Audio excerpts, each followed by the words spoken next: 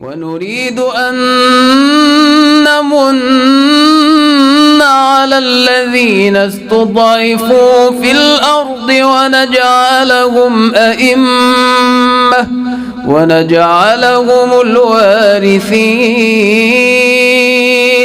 ونمكن لهم في الأرض ونري فرعون وهامان وجنودهما منهم ما كانوا يحذرون وأوحينا إلى أم موسى أن أرضعيه فإذا خفت عليه فألقيه في اليم ولا تخافي ولا تحزني إنا رادوه إليك وجاعلوه من المرسلين فالتقطه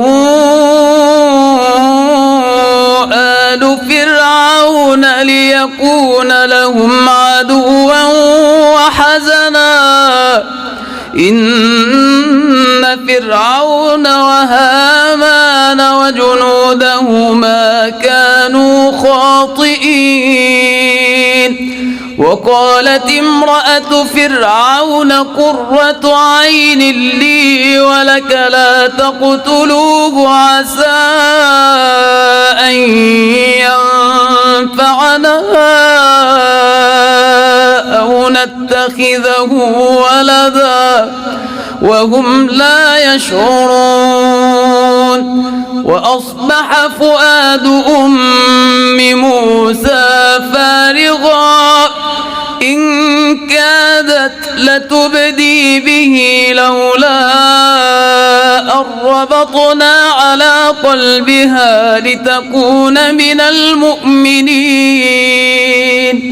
وقالت لأخته قصيه فبصرت به عن جنب وهم لا يشعرون وحرمنا عليه المراضع من قبل فقالت هل أدلكم على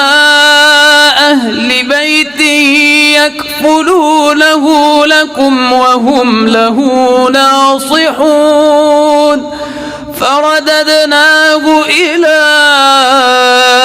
أمه